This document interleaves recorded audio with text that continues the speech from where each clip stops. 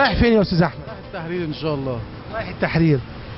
اسمح لي يا استاذ احمد، انت شايف بلدنا مصر جميله، شايفها ازاي؟ اجمل بلد في العالم يا استاذ.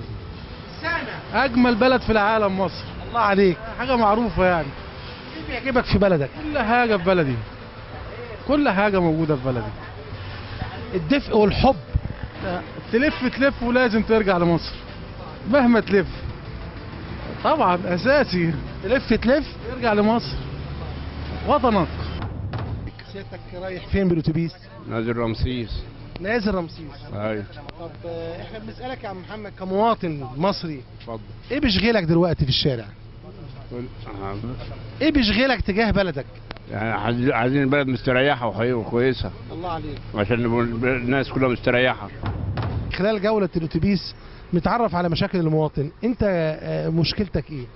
مشكلتي مشاكل كتير، مش مشاكل صغيرة. ناخد ابرز المشاكل عندك، اهمها ايه؟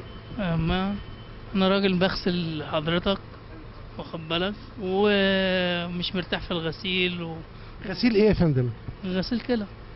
الف سلام عليك. سلام. لسه جاي من جلسة غسيل دلوقتي من المستشفى بتاعت الهيئة بتاعتنا. الف سلام عليك. مستشفى هيئة نقل عام.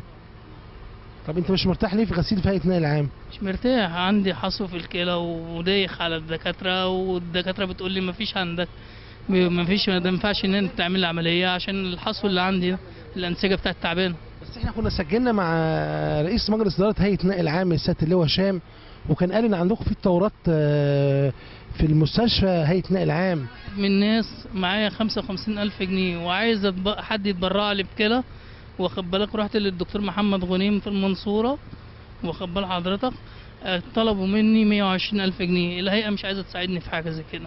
يعني انت كمان سيادتك انت موظف في نفس المستشفى؟ نفس المستشفى، وحقوقي كلها مش باخدها، حقوقي نفسها مش باخدها. العلاج بتاعي الشهري بيستنى عليه 12 يوم، في راجل اللي بيغسل يستنى على علاجه 12 يوم. لو جبت العلاج من بره ما بيتحسبليش الفواتير. العلاج مش متوفر في المستشفى؟ مش موجود، بيجيبوه ينفصل، بيعملوا نظام فصل للعلاج.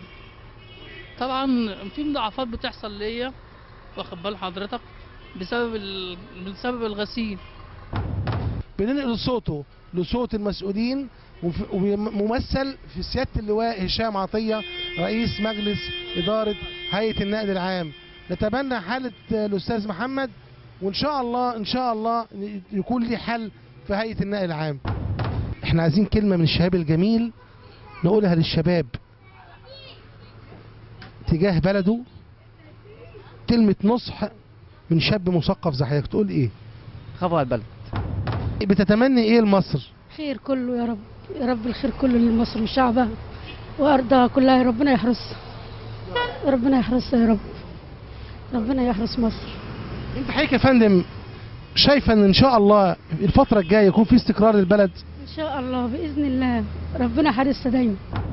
حضرتك شايفه بلدنا مصر الجميله شايفاها ازاي؟ الحمد لله، شايفاها أجمل بلد في الدنيا كلها. والله أحسن بلد، وإن شاء الله تفضل لغاية يوم الدين إن شاء الله. بتتمنى ايه بلدنا الجميله؟ تبقى أحسن بلد في الدنيا دي كلها، أعلى بلد في الدنيا دي كلها في أي حاجة. تحيا مصر. تحيا مصر، تحيا مصر بالسيسي، وتحيا مصر، وتحيا أستاذ مشير السيسي، وتحيا مصر كلها وشبابها كلها. انت ايه مشاكلك في الحياه؟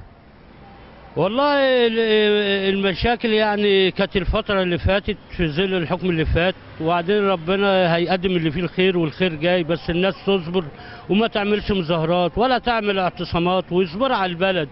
واي رئيس جمهورية يجي بأمر الله هيكون حابب البلد، لان عرف اي حد جه قبل كده ما حبش البلد وعمل لمصلحته ومصلحته الشخصية ومصلحته العائلية، فطبعا الضر.